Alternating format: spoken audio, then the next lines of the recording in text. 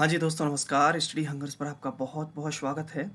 आशा करता हूँ आप सभी बहुत अच्छे होंगे और अपनी तैयारी को एक नई दिशा दे रहे होंगे। साथियों, सीरीज चल रही है यूपी सुपर टेट की, जिसमें हम आपसे डिस्कस कर रहे हैं चाइल्ड साइकोलॉजी। स्टडी हंगर्स का ऐप लॉन्च हो चुका है। अगर इसे अभी तक डाउनलोड नहीं किया है तो आज ही प्ले स्टोर में जाएं और इसे डाउनलोड करें, जिसमें बहुत सारे फीचर्स हैं, जिसमें आपको स्टडी मटेरियल मिलेगा, टेस्ट सीरीज मिलेगी और भी बहुत सारी चीज़ें मिलेंगी। चलिए, तो बात कर रहे थे व्यक्तिक भिन्नता। ये चैप्टर हम कंप्लीट कर चुके हैं। बाल विकास को प्रभावित करने वाले कारक, जिसमें हमने डिस्कस किया था इससे पहले वाले वीडियो में बाल विकास की अवस्थाएं, अभिवृद्धि एवं विकास। और आज हम डिस्कस करने वाले हैं आपसे वंशानुक्रम एवं वातावरण। इसकी मैंने कंप्लीट प्ले लिस्ट बना दी है, तो आप प्ले लिस्ट में सिस्टमेटिक क्लास वाइज मैंने वीडियो डाल दी है, क्लास 1, क्लास 2, इस तरीके से आप वहाँ से कंप्लीट इसे देख लेना, ठीक है। चलिए, तो बात करते हैं वंशानुक्रम एवं वातावरण कि क्या होता है वंशानुक्रम और क्या होता है वातावरण। तो सबसे पहले हम बात करते हैं वंशानुक्रम के बारे में। तो पहला क्वेश्चन तो यही बन जाता है कि वंशानुक्रम के जनक यानी कि फादर ऑफ हेरिडिटी किसे कहा जाता है। तो वंशानुक्रम के जनक कहा जाता है ग्रिगोर जॉन मेंडल को। किसको कहते हैं? Grigor John Mendel. कई जगह पर केवल जॉन मेंडल लिखा हो या ग्रिगोर मेंडल लिखा हो या मेंडल लिखा हो, एक ही बात है, ये इनका पूरा नाम है। तो वंशानुक्रम के जनक कौन है? Grigor John Mendel. अब वंशानुक्रम क्या है, चलिए बहुत ही आसान शब्दों में इसे समझते हैं कि माता पिता के जो गुण होते हैं वह बच्चों में क्या होते हैं, पीढ़ी दर पीढ़ी ट्रांसफर होते हैं। वही एक तरीके से क्या कहलाता है? वंशानुक्रम कहलाता है। चलिए और अच्छे से क्लियर करते हैं इसे। जब हमारे पैतृक गुण या जीन्स हमारे बच्चों में स्थानांतरित होते हैं तो उसे वंशानुक्रम कहते हैं। क्या कह रहे हैं कि जो हमारे पैतृक गुण हैं या हमारे जीन्स हैं वो क्या हो रहे हैं, बच्चों में ट्रांसफर हो रहे हैं, उसे क्या कहा जा रहा है? वंशानुक्रम कहा जा रहा है। हमारे शरीर में गुणसूत्र यानी कि क्रोमोसोम्स कितने होते हैं? तो अगर हम बात करें, हमारे शरीर में गुणसूत्रों की संख्या होती है 46, 46। इनकी संख्या प्रत्येक कोशिका के केंद्रक में 46 यानी कि 23 जोड़ा। यहाँ पर 23 जोड़ा हुआ, ठीक है। जोड़ी में अगर पूछे आपसे, कपल में पूछे या युग्म में पूछे तो कितने? 23। और अगर हम बात करें, सिंपल ये पूछा गया कि मनुष्य में गुणसूत्रों की संख्या कितनी है, तो आप बता देंगे 46। 23 गुणसूत्र माँ के अंदर पाए जाते हैं और 23 ही गुणसूत्र किसके अंदर पाए जाते हैं? पिता के अंदर पाए जाते हैं। एक्स और वाई किस में होता है? पिता में होता है। और एक्स और एक्स किस में होते हैं? माँ में होते हैं। 22 जोड़ों का आकार स्त्री और पुरुष दोनों में ही समान होता है और इन्हें ऑटोजोम्स कहा जाता है। गुणसूत्र का 23वां जोड़ा सेक्स क्रोमोसोम्स होता है। हमारे शरीर में दो प्रकार के सेक्स क्रोमोसोम पाए जाते हैं, एक्स और वाई। चलिए इसको और अच्छे से डिटेल में क्लियर करते हैं। देखिए, जैसे मैंने बात की माता और पिता, क्या कह रहे हैं? मनुष्य में गुणसूत्रों की संख्या कितनी बताई थी अभी? 40, या जोड़ी में बात करेगा तो 23 जोड़ी, ठीक है। अब मैंने कहा कि माँ में जो गुणसूत्र है वो कितने हैं? 22 प्लस एक्स। और यहां पर हमने कहा कि 22 प्लस एक्स यहाँ पर पिता में, ठीक है। माँ में देखिए 22 प्लस एक्स और यहाँ पर पिता में 22 प्लस वाई। ये 22 जो है वो तो कैसे हैं? कॉमन है, इधर भी 22 कॉमन है। अब अगर हम बात करें, ये 22 जो है, 22 जोड़े हैं वो कैसे हैं? कॉमन है, स्त्री और पुरुष दोनों में। और इन 22 जोड़ों को क्या कहा जाता है जो कॉमन होते हैं? उन्हें कह रहे हैं ऑटोजोम्स। अब देखिए, बात करते हैं गुणसूत्र का एक जोड़ा तो इधर से आएगा, एक गुणसूत्र का जोड़ा इधर से आएगा। हो सकता है ये वाला आ जाए, हो सकता है ये, इन दोनों में से कोई सा आ सकता है। और पुरुष में भी इन दोनों में से कोई सा आ सकता है। अब जरा देखिए, आप यहां से मान के चलिए पहले वाला जोड़ा आया 22 प्लस एक्स, ठीक है। और यहां से भी 22, अब जोड़ेंगे हम 22 प्लस एक्स। टोटल अगर गुणसूत्र बात करेंगे तो 22 और एक 23 ये हो गया, 22 और एक 23 ये हो गया, 23 दूनी कितने हो गए? 46 हो गए। अगर हम बात करते हैं 22 और 22 टोटल कितने हुए? कॉमन जो है, कॉमन कितने हैं? 44। यानी कि इसमें 22 और इसमें 22, और ये जो कॉमन है वह क्या कहला रहे हैं? ऑटोजोम्स कहलाते हैं। क्या कहलाते हैं? ऑटोजोम्स कहलाते हैं। अब यहाँ पर डिफरेंट कौन सा है? प्लस एक्स और प्लस एक्स। अब हमने बात की थी इस तरीके से, टोटल कितने हो गए? 46। अब देखिए, हमने एक चीज और बताई थी अभी। क्या बताया था इसमें? पहले देखो, एक्स और एक्स गुणसूत्र किस में है? माँ में। एक्स और वाई किस में है? पिता में। तो आप देखिए, ये 22 और इधर के 22 ये तो कॉमन हुए। माँ में जो गुणसूत्र डिफरेंट है वो है एक्स एक्स, और पिता में है एक्स और वाई। तो आप देखिए, हर सिचुएशन में, हर कंडीशन में माँ से तो चाहे पहला वाला जोड़ा आ जाए या दूसरा वाला जोड़ा आ जाए, दोनों ही स्थितियों में जो अलग गुणसूत्र है, यानी कि जो सेक्स क्रोमोसोम है, वो कौन सा है? एक्स ही है। एक्स एक्स है फीमेल में तो, ठीक है ना। और डिपेंड करता है, जेंडर वाला जो है, जेंडर किस पे डिपेंड करता है? तो मेल के गुणसूत्र पर निर्भर करता है। कई बार परीक्षाओं में आता है कि लिंग निर्धारण किसके गुणसूत्र पर निर्भर करता है? तो पुरुष के गुणसूत्र पर। क्यों? क्योंकि महिला से तो हर स्थिति में एक्स और एक्स ही गुणसूत्र आते हैं। पिता से देखिए, अगर पहला वाला आया और माँ से पहला आया तो एक्स और एक्स, किसका जन्म हुआ साहब?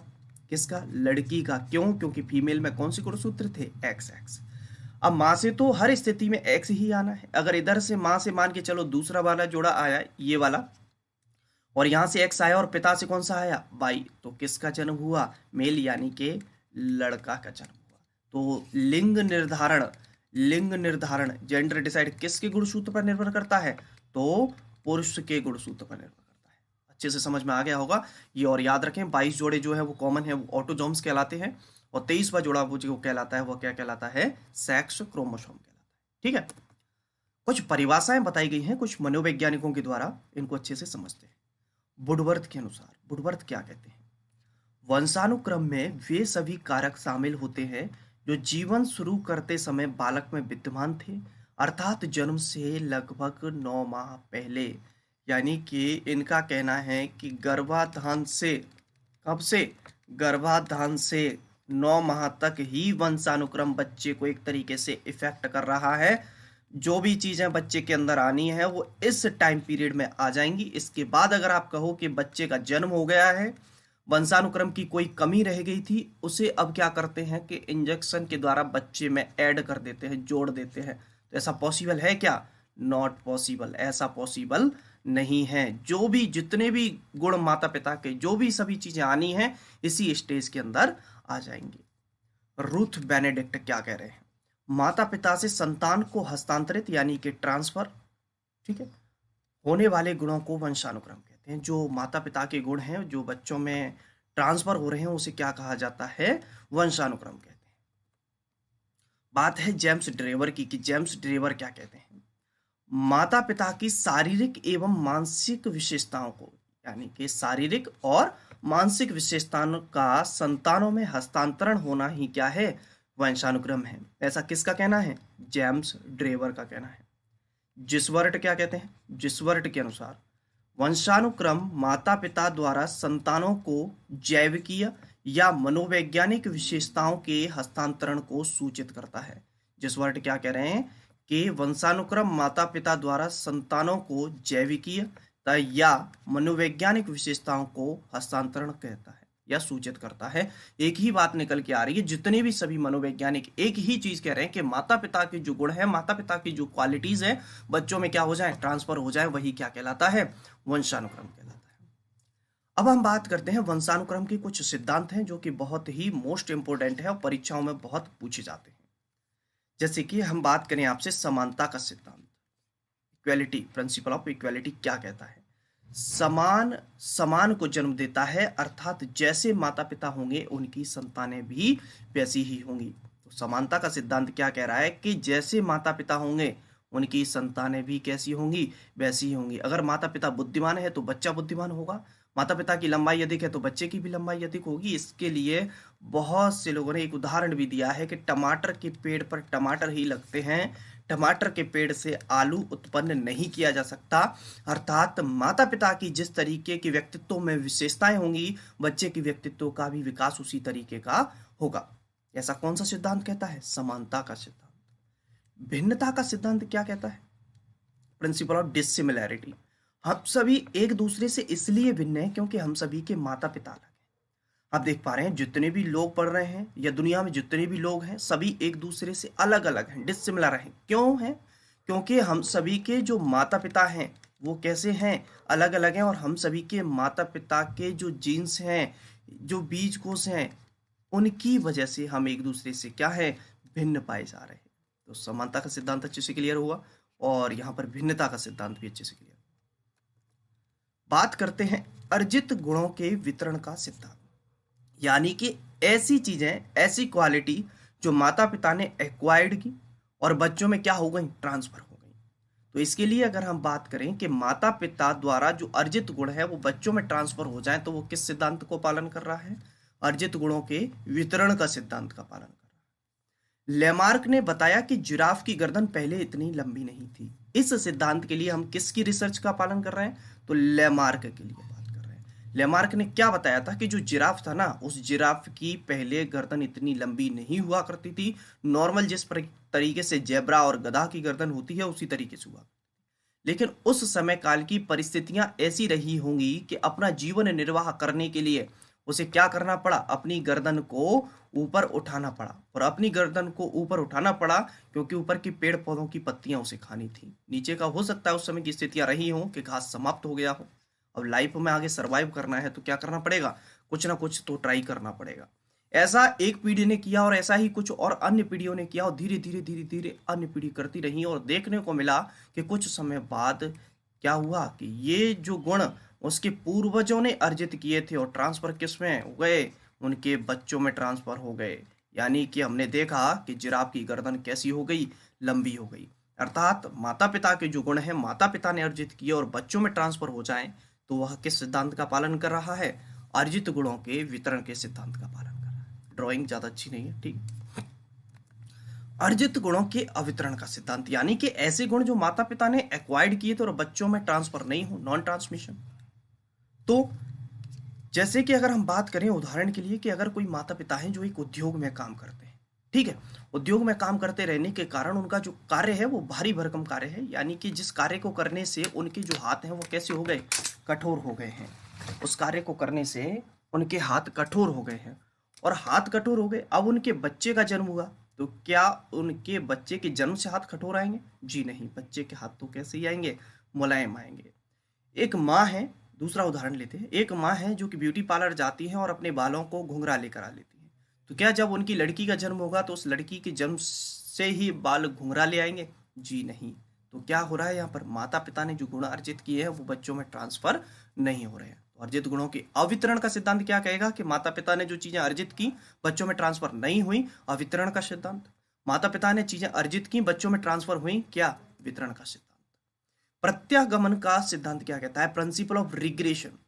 और प्रत्यागमन जो शब्द है ना, इसका अर्थ होता है विपरीत। प्रत्यागमन का अर्थ क्या होता है, विपरीत होता है।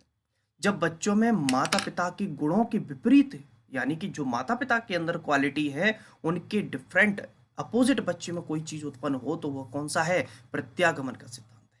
कैसे, तो जरा समझिए। जैसे माता पिता दोनों कैसे हैं, बुद्धिमान हैं और बच्चा कैसा हो जाए, मूर्ख। माता पिता दोनों गोरे हैं और बच्चा कैसा हो, काला।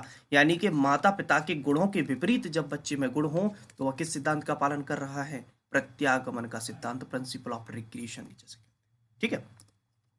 शुद्ध गुणों का प्रत्यागमन का सिद्धांत, यानी कि प्रत्यागमन है ये, शुद्ध गुणों का प्रत्यागमन का सिद्धांत क्या कह रहा है, शुद्ध गुणों का, यानी कि जो प्योर चीजें होंगी उनको बच्चा कैच करेगा। प्योर से तात्पर्य, जैसे समझिए, जैसे अगर हम बात करें कि माँ का जो रंग है, माँ का रंग है गोरा है और पिता का रंग है सांवला, यानी कि मिश्रित कलर हो गया, तो प्योर कौन सा हुआ, गोरा। तो बच्चे का भी रंग कैसा होगा, गोरा। यानी कि बच्चा हमेशा शुद्ध गुणों को माता पिता से क्या करता है, अर्जित करता है। जीव सांख्यिकी का सिद्धांत, प्रिंसिपल ऑफ बायोमेट्रिक।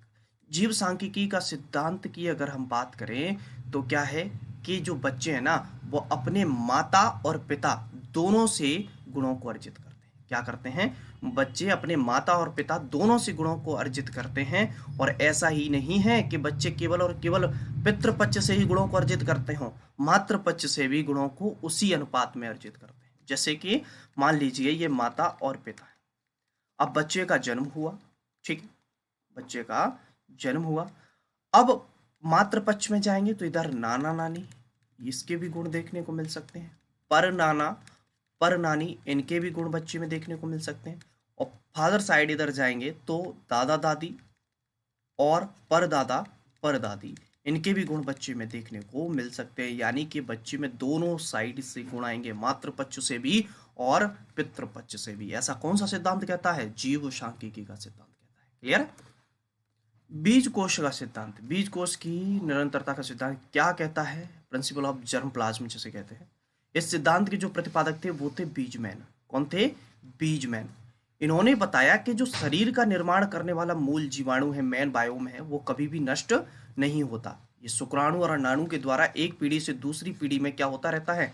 ट्रांसफर होता रहता है। इसी वजह से व्यक्तियों में कई पीढ़ियों के गुण देखने को मिलते हैं। क्लियर है ना बात? यानी कि अगर मैं आपसे बात करूं कि आज दुनिया की पॉपुलेशन है, मान के चलिए 1 करोड़, फॉर एग्जांपल, ऐसा नहीं है ना, पॉपुलेशन बहुत ज्यादा है, 7 अरब से ऊपर। तो 1 करोड़ मान लीजिए, क्या ऐसा है कि ये यहाँ पर फिक्स हो जाएगी कि इससे आगे लोग जन्म नहीं लेंगे? जी नहीं। अगर दो लोगों का मिलन होगा तो एक नई व्यक्ति की उत्पत्ति होगी। तो यहाँ पर देखिए वो कह रहे हैं कि शुक्रकोश और अंडकोश के द्वारा क्या हो रहे हैं, ये जो मुख्य जीवाणु हैं वह मेन बायोम जो है वो एक पीढ़ी से दूसरी पीढ़ी में क्या हो रहा है? ट्रांसफर हो रहा है। और जब चीजें एक पीढ़ी से दूसरी पीढ़ी में ट्रांसफर हो रही हैं तो अभी तो हमने देखा था कि वंशानुक्रम में सेम क्या हो रहा है, यही तो चल रहा था। तो ये आप क्या पढ़ रहे हैं? वंशानुक्रम का ही तो सिद्धांत पढ़ रहे हैं कि माता पिता के जो गुण हैं बच्चों में ट्रांसफर होते हैं, वो क्या है? वंशानुक्रम कहलाता है। इसी वजह से व्यक्तियों में कई पीढ़ियों के गुण देखने को मिलते हैं। तो ये तो हमने बात कर ली वंशानुक्रम के सिद्धांतों की। अब हम देखते हैं कि बालक पर वंशानुक्रम का प्रभाव क्या पड़ता है। ठीक है, तो देखिए यहाँ पर प्रजाति की श्रेष्ठता पर प्रभाव। प्रजाति की श्रेष्ठता के प्रभाव के बारे में क्लेनबर्ग ने क्या कहा? क्लेनबर्ग का क्या ओपिनियन था? तो क्लेनबर्ग का कहना था कि अमेरिका की दो प्रजाति, जैसे इन्होंने इनके ऊपर रिसर्च की, अमेरिका में दो प्रजाति हैं। एक है नीग्रो, जिससे जो काले लोग हैं जो अफ्रीका से उस समय आए थे मजदूरी वगैरह करने के लिए अमेरिका में, और एक है श्वेत, यानी कि गोरे लोग जो अमेरिका के मूल निवासी ऑलरेडी। तो क्या उन्होंने कहा कि श्वेत प्रजाति नीग्रो प्रजाति से इसलिए श्रेष्ठ है क्योंकि जो गोरे लोग हैं उनके पूर्वज ज्यादा श्रेष्ठ थे।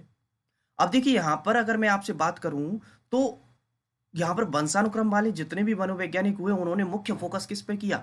वंशानुक्रम पे किया। और अभी जब आप वातावरण पढ़ेंगे तो आप देख पाएंगे कि वातावरण वाले कह रहे हैं कि ना ना, वंशानुक्रम का इतना ज्यादा रोल नहीं है, मेन रोल किसका है?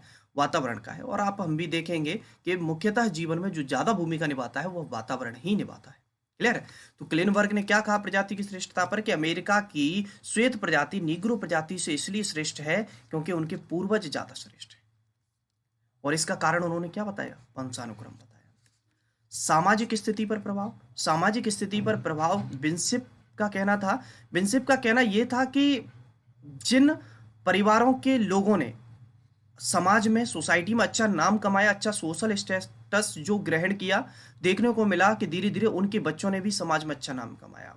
ऐसा किस वजह से हुआ? तो ऐसा वंशानुक्रम की वजह से हुआ। ऐसा किसका कहना था? विंसिप का कहना था। किसके ऊपर? सामाजिक स्थिति पर प्रभाव के ऊपर। व्यावसायिक योग्यता पर प्रभाव, इसके बारे में कैटल का मत था। कैटल ये का कहना यह था कि जो व्यवसाय माता पिता करते हैं, देखने को मिलता है कि बच्चों भी आगे बढ़कर जब बड़े हो जाते हैं तो उसी व्यवसाय में इंटरेस्ट लेने लगते हैं। ऐसा कोई जरूरी नहीं है, ऐसा कोई जरूरी नहीं है, डिपेंड करता है कि उन्हें वातावरण किस तरीके का उपलब्ध कराया गया।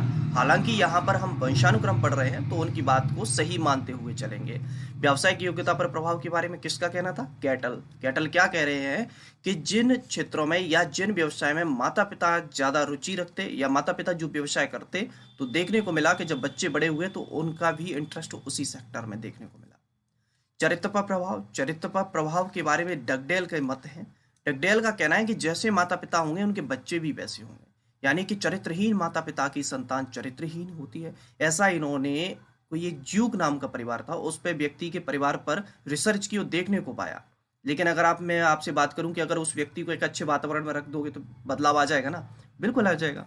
लेकिन बात यहाँ पर वंशानुक्रम की चल रही, तो इनका कहना है कि ऐसा किस वजह से हुआ? वंशानुक्रम की वजह से हुआ। तो ठीक है, ये तो हमने कंप्लीट बात कर ली किसके बारे में? वंशानुक्रम के बारे में। अब हम आपसे डिस्कस करते हैं वातावरण के बारे में, इन्वायरमेंट। और इन्वायरमेंट तो क्या है भैया? जो हमें चारों तरफ से घेरे हुए है, यानी कि सजीव निर्जीव हर एक चीज हम पर इफेक्ट डाल रही है, वही तो क्या है? वातावरण है। जो हम पर प्रभाव डाले वातावरण की हर एक चीज, वही तो वातावरण है। हमारे शरीर को प्रभावित करने वाले सभी कारकों को वातावरण कहते हैं। और वातावरण हमें गर्भावस्था से मृत्यु तक घेरे रहता है। तो गर्भावस्था यानी कि माँ के गर्भ में भी तो क्या होता है, वातावरण होता है। और जैसे ही जन्म हो जाता है, उस जन्म से लेकर प्राकृतिक वातावरण में भी क्या होते हैं, हम मृत्यु तक अपना जीवन निर्वाह करते हैं। तो इस बारे में कुछ मनोवैज्ञानिकों की कुछ राय है, कुछ डेफिनेशन है, जान लेते हैं। वुडवर्थ के अनुसार वातावरण में वे सभी बाहरी तत्व आ जाते हैं जिन्होंने व्यक्ति को जीवन आरंभ करने के समय से प्रभावित किया है। जिसवर्ट क्या कहते हैं, वातावरण वह प्रत्येक वस्तु है जो किसी अन्य वस्तु को घेरे हुए है और उस पर सीधे अपना प्रभाव डालती है। क्या कह रहे हैं जिसवर्ट, वातावरण वह प्रत्येक वस्तु है जो किसी अन्य वस्तु को घेरे हुए है और उस पर सीधे क्या कर रही है, अपना प्रभाव डालती है। ऐसा किसका कहना है, जिसवर्ट का कहना है। अब वातावरण में भी टू टाइप्स होते हैं, एक आंतरिक वातावरण और एक बाहरी वातावरण। आंतरिक वातावरण से तात्पर्य है माँ के गर्भ के अंदर जो वातावरण बच्चे को मिलता है वह आंतरिक वातावरण है। गर्भावस्था में यानी कि गर्भाधान से 9 माह तक बच्चा माँ के गर्भ में रहता है, ठीक है। और इस गर्भावस्था में जो भी माँ खाती है, माँ का जिस तरीके से जो भी सेवन करती हैं जिन चीज़ों का, उसका बच्चे पर क्या है, पूर्ण रूप से इफेक्ट देखने को मिलता है। अगर माँ पौष्टिक चीज़ें खा रही है, पौष्टिक आहार ग्रहण कर रही है, तो बच्चा हष्ट पुष्ट होगा। अगर माँ नशीले पदार्थों का सेवन कर रही है तो बच्चा कुपोषित होगा, मानसिक तनाव से ग्रसित होगा, तमाम प्रकार की बीमारियां उसमें देखने को मिलेंगी, ठीक है। तो ये कौन सा है, जब माँ के गर्भ में जो वातावरण बच्चे को मिला वह आंतरिक वातावरण है, और जन्म के बाद जो चारों तरफ का वातावरण है वह कैसा है, बाहरी वातावरण है, ठीक है। अब बाहरी वातावरण में मैं आपसे बात करूं तो इसमें कुछ जैसे टाइप बताए। भौतिक वातावरण, भौतिक वातावरण में जैसे भोजन आ गया, हमारा तापमान आ गया, घर, स्कूल आदि जो भी चीजें हैं। सामाजिक वातावरण, सामाजिक वातावरण से तात्पर्य है कि सोसाइटी में जो लोग हैं, समाज में जो लोग हैं, जैसे माता पिता हुए, अध्यापक हुए, पड़ोसी हुए, मित्र हुए, और भी तमाम अन्य लोग, सगे संबंधी जो भी हैं। संवेगात्मक वातावरण यानी कि हमसे जुड़े हुए जो लोग हैं उनका हमारे प्रति व्यवहार क्या है, संवेगात्मक वातावरण। बात आती है कि बच्चे पर वातावरण किस तरीके से प्रभाव डालता है। प्रजाति की श्रेष्ठता पर प्रभाव, प्रजाति की श्रेष्ठता पर प्रभाव से तात्पर्य देखिए, अब आपने क्या पढ़ा था वंशानुक्रम में, क्या कह रहे थे, वंशानुक्रम वाले कह रहे थे कि अमेरिका की श्वेत प्रजाति नीग्रो प्रजाति से इसलिए श्रेष्ठ है क्योंकि उसका मुख्य रीजन क्या है, वंशानुक्रम है। लेकिन वातावरण वाले मनोवैज्ञानिकों ने ये कहा, भैया क्लार्क ने रिसर्च की, क्लार्क ने ये बताया कि ये जो लोग हैं यानी कि ये श्वेत प्रजाति इसलिए श्रेष्ठ नहीं है कि इनके वंशानुक्रम श्रेष्ठ है, बल्कि इन्होंने बताया कि ये इसलिए श्रेष्ठ है क्योंकि इनको वातावरण अच्छा मिला। इनको क्या, वातावरण अच्छा मिला। इनको इनके विकास करने के लिए जितने भी पर्याप्त संसाधनों की आवश्यकता थी वो सभी चीजें इनको मिली। इन्होंने कहा कि जो नीग्रो प्रजाति है, अगर आप उनको भी अच्छी जो भी चीजें उनके विकास के लिए आवश्यक है वो सब चीजें आप उन्हें उपलब्ध करा दो तो वो भी क्या है, समाज से, सोसाइटी से जुड़ सकते हैं और अपने उचित व्यक्तित्व का विकास कर सकते हैं। किसका कहना था ऐसा, ये क्लार्क का कहना था। इसी वजह से आपने देखा हो अमेरिका का पहला श्वेत राष्ट्रपति कौन बना था, कमेंट के माध्यम से मुझे बताएं, ठीक है। व्यक्तित्व पर प्रभाव, व्यक्तित्व के प्रभाव के बारे में अगर हम बात करें, कूले, कूले का क्या कहना है। कूले का कहना यह है कि कोई भी व्यक्ति एक अच्छे वातावरण में रहकर अपने उचित व्यक्तित्व का विकास कर सकता है। यानी कि अगर कोई व्यक्ति है, अगर वो मान के चलिए बिल्कुल एकदम खराब है, बिल्कुल जीरो उसका व्यक्तित्व है, उसका व्यक्तित्व बहुत खराब है, तो अगर उसे एक अच्छा वातावरण रखा जाए और एक अच्छे वातावरण में रहकर अपने एक उचित व्यक्तित्व का डेवलपमेंट वो क्या है, कर सकता है, यानी कि बिल्कुल सुधारा जा सकता है। एक खराब से खराब क्रिमिनल जो होता है उसको एक आप अच्छे वातावरण में रख दीजिए, उसमें भी सुधार आ जाता है। बुद्धि पर प्रभाव, बुद्धि पर प्रभाव के बारे में किसका कहना है, कैंडोल का। और कैंडोल का क्या कहना है कि बालक की बुद्धि पर वंशानुक्रम की बजाय वातावरण ज्यादा प्रभावी होता है। वंशानुक्रम की बजाय वातावरण ज्यादा प्रभावी होता है कि बच्चे को जिस तरीके से माहौल में आपने रखा है, एक बच्चा होता है ग्रामीण स्तर पर रह रहा है, एक बच्चा शहरी स्तर पर रह रहा है, तो जो बौद्धिक रूप से ज्यादा विकसित पाया जाता है वो शहरी बच्चा पाया जाता है, क्योंकि उसे उसके सीखने के लिए, उसके विकास के लिए पर्याप्त संसाधन मिले हुए होते हैं। शारीरिक अंतर पर प्रभाव, शारीरिक अंतर पर प्रभाव के बारे में फ्रेंच बोश ने बताया कि शारीरिक अंतर का कारण क्या है, वंशानुक्रम ना होकर वातावरण है। जैसे कि उदाहरण के लिए ही अगर मैं आपसे बात करूं तो आप एक थोड़ा सा देखिए, जरा समझिए कि हमने भारत को ही लिया और हमने भारत में ही बात की। इधर जैसे ये नॉर्थ ईस्ट वाला एरिया है, हम उत्तर भारत के लोग हैं और दक्षिण भारत के लोग हैं। एक ही भारत में 3 तरीके के लोग आपको देखने को मिलेंगे। है ना। उत्तर भारत के लोग हैं देखने में अलग दिखते हैं, दक्षिण भारत के अलग, नॉर्थ ईस्ट के लोग अलग। क्यों हो रहा है ऐसा? ऐसा हो रहा है यहाँ की भौगोलिक स्थिति के कारण, ऐसा हो रहा है यहाँ के वातावरण के कारण। अंतर है ना लोगों में, तो किस वजह से है ये अंतर? वातावरण की वजह से अंतर है। ठीक है, तो हमने पूरा अच्छे से ये डिस्कस कर लिया, ये वंशानुक्रम और वातावरण दोनों क्या है। वीडियो पसंद आया हो तो वीडियो को लाइक कर दीजिए, दोस्तों के साथ शेयर कर दीजिए, और चैनल पर नए हो तो सब्सक्राइब कर दीजिए। मुलाकात करेंगे अगली वीडियो में, जब तक आप सभी अपना ख्याल रखिए। जय हिंद, जय भारत।